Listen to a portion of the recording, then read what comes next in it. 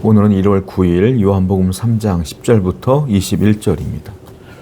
예수께서 그에게 대답하여 이르시되 너는 이스라엘의 선생으로서 이러한 것들을 알지 못하느냐. 예수님은 니고데모를 꾸짖으십니다. 너 어떻게 구원에 대한 지식이 이렇게 전혀 없냐. 내가 거듭난다고 했을 때도, 거듭나야 된다는 말을 할 때도 그걸 이해하지 못할 수 있겠느냐. 네가 어떻게 이스라엘의 선생이냐 라고 예수님은 꾸짖는 거예요. 여러분, 성도는요, 다른 건 몰라도 이 구원에 관한 지식에 대해서는 분명히 알고 있어야 돼요. 확신을 갖고 있어야 돼요. 왜냐하면 이 구원이 우리 기독교에서 가장 중요한 진리 아닙니까? 여러분들의 삶 속에서, 신앙에서 가장 중요한 게 뭐예요?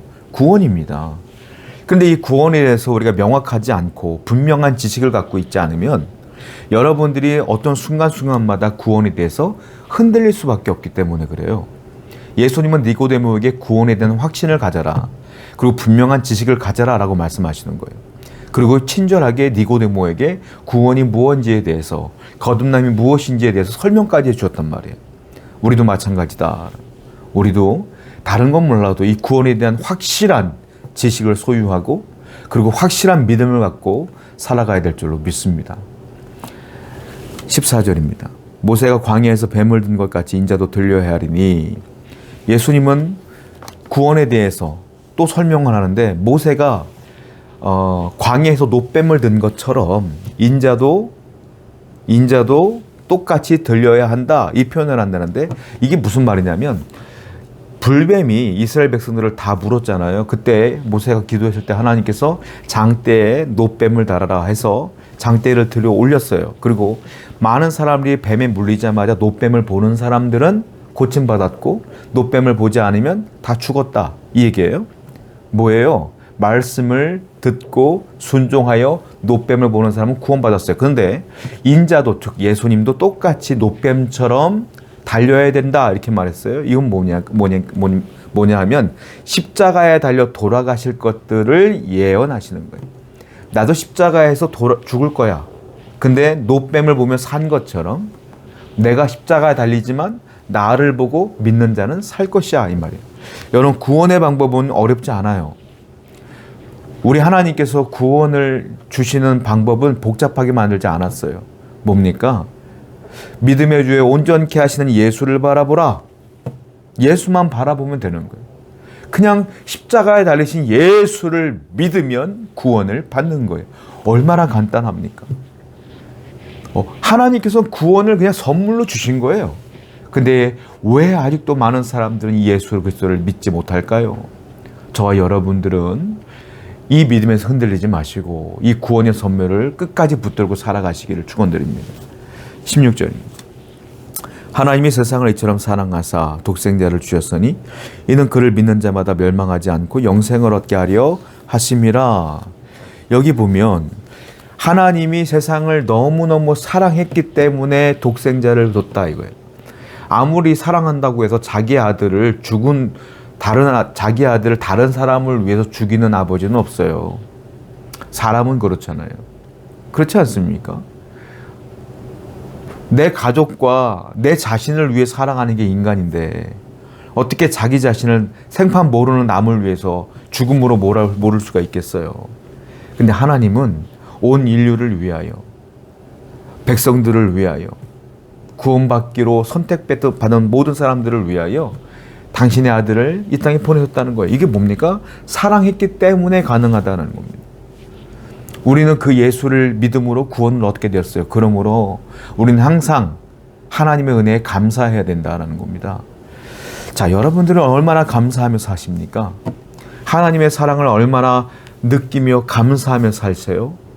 우리는 조금만 문제가 생기면 원망, 불평하고 살아가지 않습니까? 여러분들의 인생이 조금 실패한다 할지라도 구원을 선물로 받으면 이거는 비교가 안 되는 거 아니에요?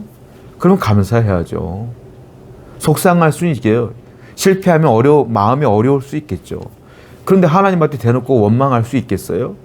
나한테 구원을 주신 분이신데.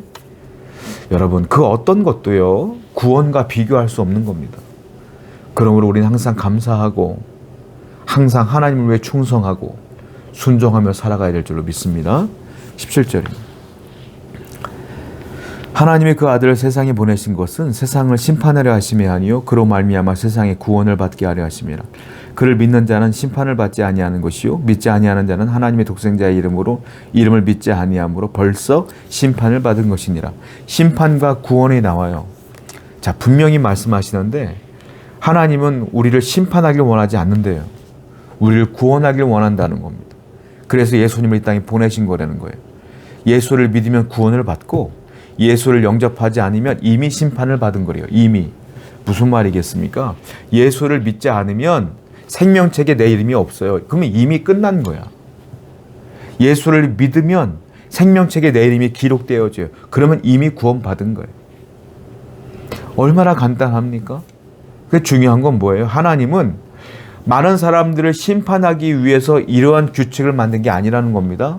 많은 사람들을 구원하기 위해서 예수님을 보내신 거라는 거예요. 그런데 많은 사람들이 예수님을 못 믿어요.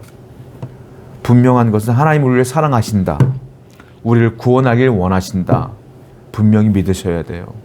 하나님은 여러분들이 망하거나 여러분들이 실패하거나 여러분들이 심판받기를 원하지 않아요. 여러분들이 승리하길 원하며 구원받길 원하며 성공하길 원하셔요. 그러므로 항상 하나님 붙들고 이겨내는 여러분 되기를 축원드립니다. 19절입니다. 그 정죄는 이것이 곧 빛이 세상에 왔으되 사람들이 자기 행위가 악함으로 빛보다 어둠을 더 사랑한 것이니라. 악을 행하는 자마다 빛을 미워하여 빛으로 오지 아니하더니 이는 그 행위가 드러날까 하며 진리를 따르는 자는 빛으로 오나니 이는 그 행위가 하나님 안에서 행한 것임을 나타내려 함이라 하시니라. 빛과 어둠을 얘기해요. 우리 예수님은 빛으로 오셨다는 겁니다. 그런데 예수님을 영접하지 않은 사람들은 빛이 아니라 어둠을 사랑했대요. 자, 빛이 이길까요? 어둠이 이길까요? 빛이 어둠을 이겨요. 빛이 드러나는 순간 어둠은 단 하나도 남아있지 않아요. 싹 사라질 수밖에 없어요. 그래서 사람들은 빛을 싫어한다는 겁니다. 자, 그런데 다음에 보니까 진리를 따르는 자들, 진리를 믿는 사람들은 이 빛을 좋아해요. 그래서 빛으로 나온다. 빛은 누구다? 예수님이다. 자, 무슨 말일까요? 예수님을 영접했느냐, 영접하지 않았느냐에 따라서 예수님을 향한 태도가 다르다 이거예요. 예수님을 믿고 따르는 우리들은 주님께 나오는 걸 즐거워하지만 주님을 믿지 않는 분들은 빛으로 나오는 걸 극히 싫어합니다. 너무 싫어합니다. 극명하게 드러나고 있어요. 우리가 예수님에 대한 태도가 어떠냐에 따라서 그분이 주님을 영접했느냐, 영접하지 않았느냐가 드러난다. 오늘도 주님을 영접한 우리들은 항상 빛으로 주 앞에 나가야 될 줄로 믿어요.